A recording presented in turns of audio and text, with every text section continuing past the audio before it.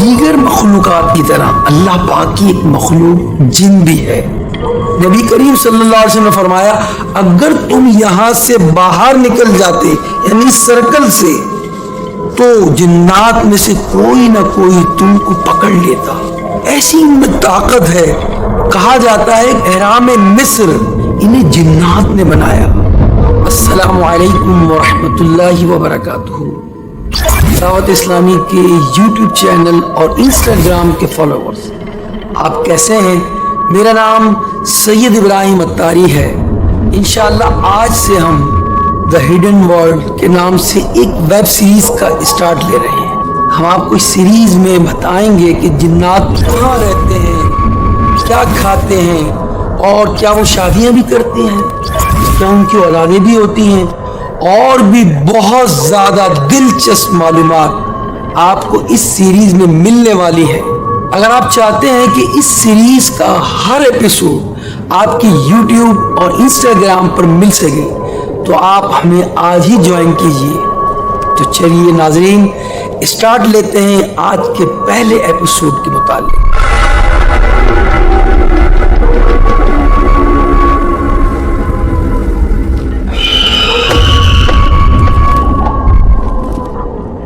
اللہ پاک کے بنائے عالم میں سے صرف ایک سیارہ جسے دنیا کہتے ہیں، اس میں ہمارے یعنی انسانوں کے علاوہ دیگر بے شمار مخلوق بھی آباد ہیں۔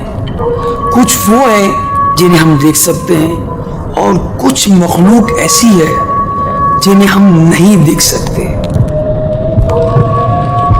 جنہیں دیکھ سکتے ہیں اس کو حیوانات بھی ہیں، جمادات بھی ہیں، جی ہاں اس میں پرند بھی ہیں، چرند بھی ہیں، اور کچھ ایسے ہیں جنہیں ہم نہیں دیکھ سکتے لیکن محسوس کرتے ہیں۔ عجیب سی بات ہے کہ کچھ ایسی چیزیں ہیں جنہیں ہم محسوس کرتے ہیں مگر اس کے وجود کا اقرار کرتے ہیں۔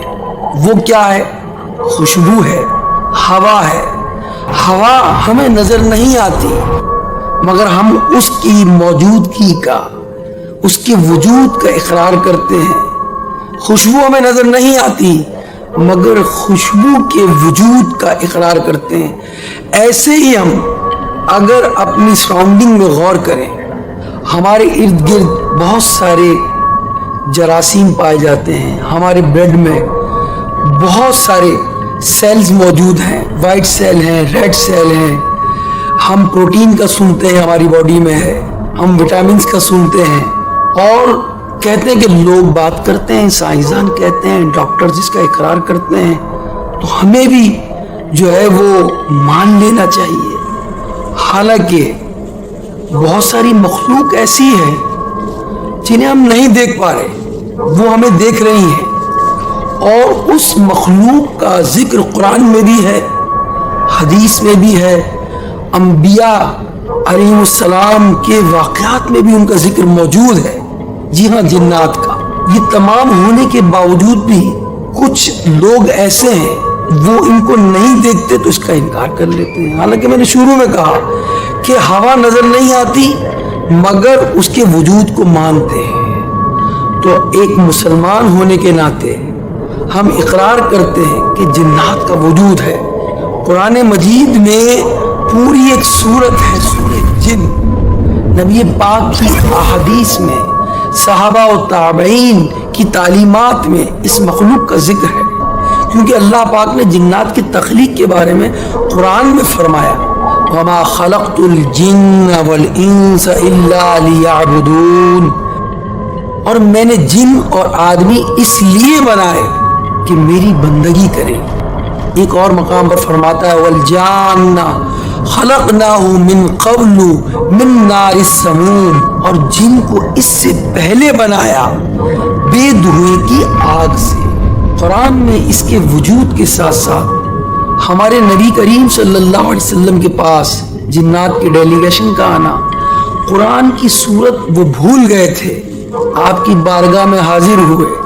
اسی طرح اپنی خوراک کے لیے نبی کریم صلی اللہ علیہ وسلم کی بارگاہ میں سوال کرنا کئی احادیث میں جنات کے وجود کو ظاہر کرتا ہے۔ جب اللہ پاک چاہے تو ان کی موجودگی کا احساس بھی ہوتا ہے، جیسا کہ نبی پاک صلی اللہ علیہ وسلم نے خود جنات کو پڑھایا۔ ایک واقعہ حدیث میں ملتا ہے کہ نبی کریم صلی اللہ علیہ وسلم نے اپنے صحابہ سے فرمایا، میں چاہتا ہوں کہ جنات کو قرآن مجید پڑھ کر سناؤں، تم میں سے کون میرے ساتھ آئے گا؟ تو سیدنا عبداللہ بن مسعود رضی اللہ تعالیٰ عنہ نبی پاک کے ساتھ چل پڑے۔ حضرت عبداللہ بن مسعود فرماتے ہیں کہ میرے علاوہ نبی پاک کے ساتھ کوئی دوسرا نہ تھا۔ ہم چلتے رہے یہاں تک کہ مکہ مکرمہ کی ایک وادی شعب الحجون میں داخل ہوئے۔ نبی کریم صلی اللہ علیہ وسلم نے میرے لیے ایک سرکل کھینچا، ایک دائرہ بنایا اور مجھے اس میں بیٹھنے کا حکم فرمایا، ہدایت دی کہ واپس آنے تک یا اس سرکل سے باہر نہ نکلنا۔ پھر آپ صلی اللہ علیہ وسلم وہاں سے کچھ دور تشریف لے گئے اور کھڑے ہو کر تلاوت قرآن کرنے لگے۔ میں نے گدھ کی مثل اڑتے ہوئے پرندوں کے پروں کی پھڑپھڑاہٹ سنی، میں نے شدید شور سنا، حتیٰ کہ مجھے نبی کریم صلی اللہ علیہ وسلم کے متعلق خدشات لاحق ہوئے۔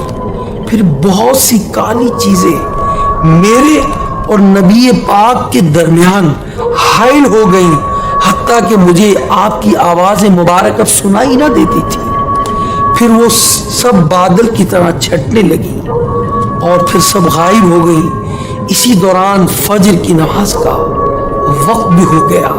نبی پاک صلی اللہ علیہ وسلم نے جب وہاں سے فارغ ہوئے اور میرے پاس تشریف لائے، مجھ سے پوچھا، کیا تم سو گئے تھے؟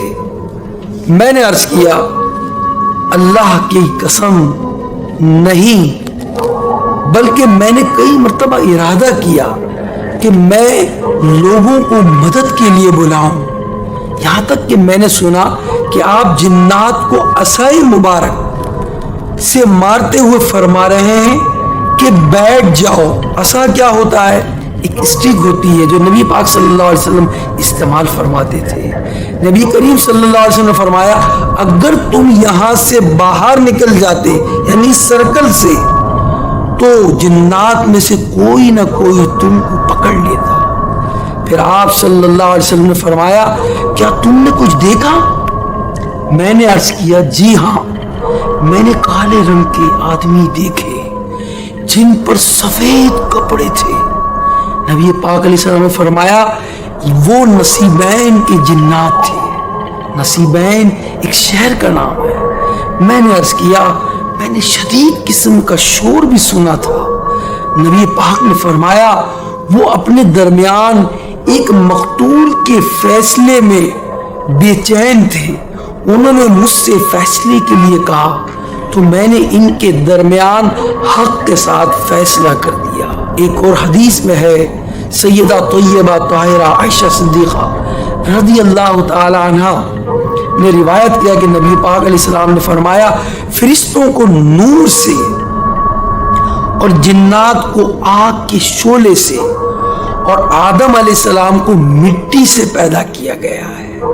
ان حدیثوں میں بھی آپ نے سنا کہ جنات کے ایک معاملے میں نبی پاک نے فیصلہ فرمایا جسے یقیناً جنات کے وجود کا ثبوت ملتا ہے۔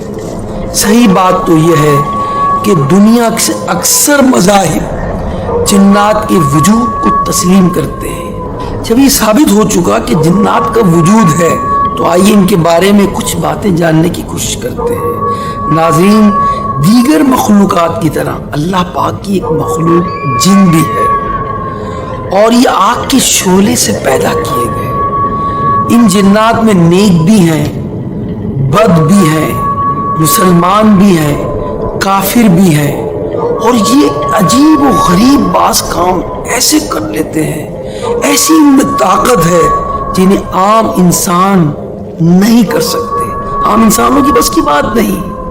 جیسے ہم اسلامک ہسٹری پڑھتے ہیں، اس میں اہرام مصر کا ذکر آتا ہے جو ایجپٹ میں ہے، مصر میں ہے۔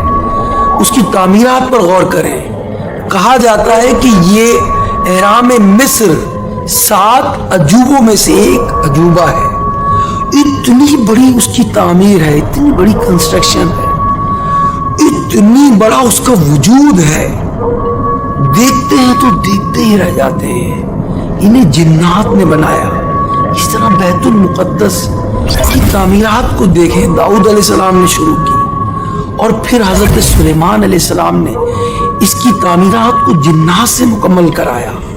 ये तामीरात इस कदर बड़े बड़े पत्थरों से की गई थी कि उस वक्त कोई ऐसी क्रेन टाइप की चीज भी नहीं थी और इंसानों की बस की बात नहीं थी, जिन्नात ने उसकी तामीर की। ये फैक्ट भी कई लोगों के लिए हैरान कुन होगा कि इस जमीन में जहाँ आज हम बसते हैं, इंसानों से पहले जिन्नात आबाद थे। जी हाँ, इंसान बाद में आए, जिन्नात पहले थे, मगर जिन्नात ने कत्ल गारत गिरी की, अल्लाह की नाफरमानी की, तो रब्ब करीम ने फरिश्तों के जरिए इनको मारा और फिर ये जिन्नात समंदरों की तरफ भाग गए, जसीरों की तरफ निकल गए।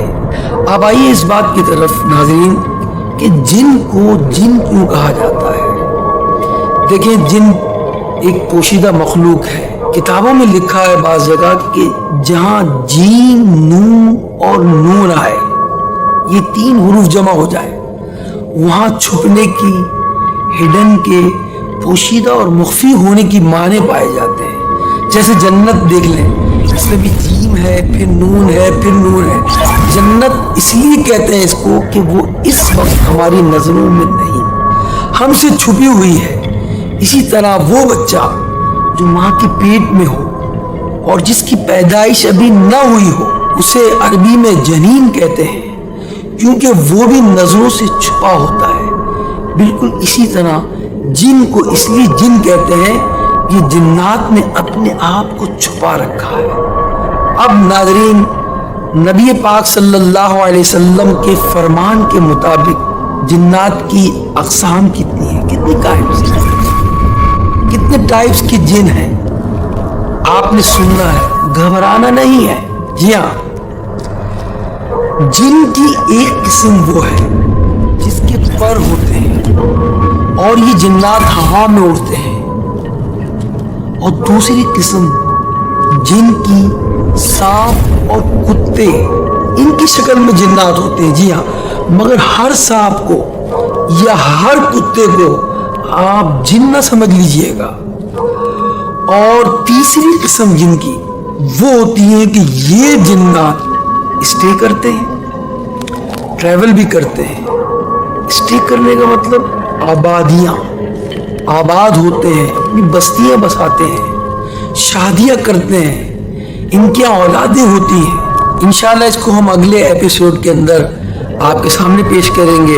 लेकिन चूंकि आज हमारी वेब सीरीज की पहली एपिसोड है, इसलिए इस ईपी में कई बातों की हमने चीदा गुफ्तगू की और इंशाल्लाह तफसील में, डिटेल में हम इंशाल्लाह अपने दीगर एपिसोड के अंदर इस पर बात करेंगे। इस वेब सीरीज और आज के एपिसोड के हवाले से आप अपनी राय और मशवरों से हमें कमेंट के ज़रिए आगाह कर सकते हैं। और लास्ट थिंग ये है कि जो आज एपिसोड में कुरानी आयात और अहादीस बयान हुई, उसके रेफरेंस, उसके हवाला जात आप डिस्क्रिप्शन में देख सकते हैं। नेक्स्ट जो हमारे एपिसोड होंगे उसको देखने के लिए हमारा यूट्यूब चैनल सब्सक्राइब करें।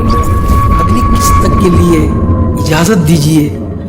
अल्लाह ताला हम सब का हामी और नासिर हो और अपनी तमाम मखलूक़ात के शर से रब्ब करीब हमें बचाए रखे।